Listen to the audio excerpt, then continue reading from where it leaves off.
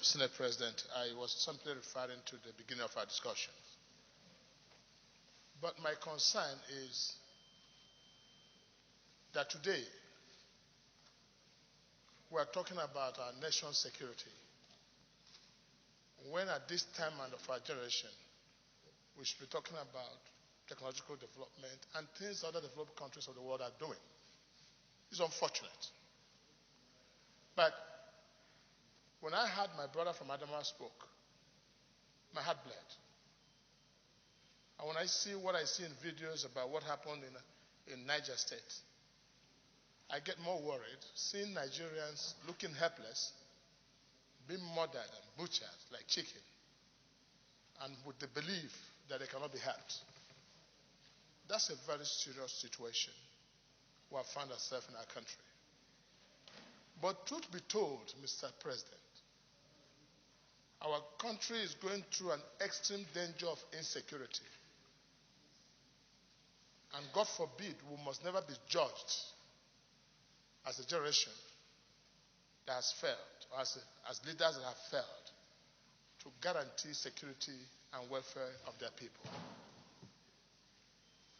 Where we are concerned about the current security situation, I'm more concerned about Nigeria in 10 years' time. When these 10.3 million out-of-school children,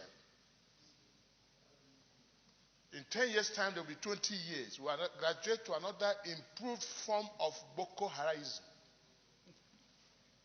That would be more serious time we're looking at.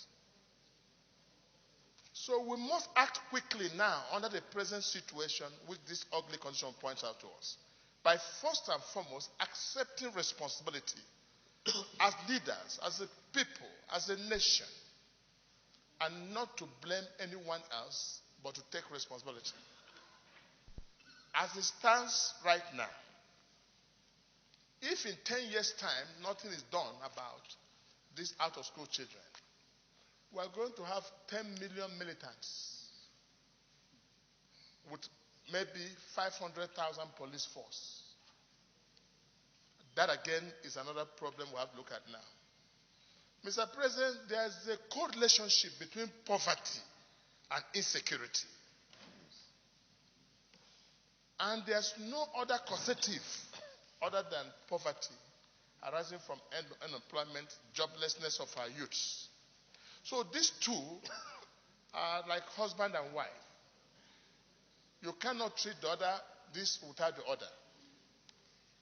My appeal, therefore, in providing solution, there are two types of solution that I would like to provide: the immediate solution and the long-term solution.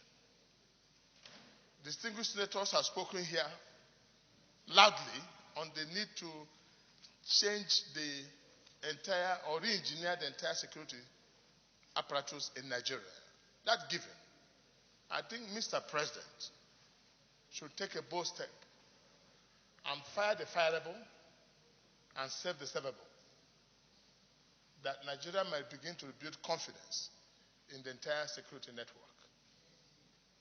Again, command and control must be established. Today, we do not know who is actually responsible for the command and control. The Office of National Security Advisor in any civilized country should take up their responsibility to manage the security affairs of a nation. That seems to be lacking about command and control.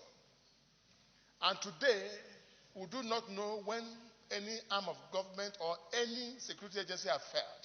But rather, the police will blame the army blame the navy blame the air force blame the police will blame the vigilante, and all that. So we must hold somebody responsible in this country if we have to get it right. I'm talking about state policing. If you like, call it any name. For as long as the attitude of people does not change, it will amount to the same. I think people misunderstand what we mean by state policing. State policing means, or community policing, simply means strengthening police at the community level. Because these police, whether they are state or community, they are still police. Police does not mean anyone who is called Nigerian police. Police is police once we're able to police. So we shouldn't put more emphasis about state police or community police. What we are saying, strengthening the police at community level and at the state level. Mr. President, why we say so? I overheard here we discussed about blaming, but let me say, in curing the headache, you don't have to cut the head. Because if someone is sick, he has headache, I think the best way to stop the headache is by cutting his head. You have not cured the headache. You have cured and killed. So let's change doctors where possible and change prescriptions.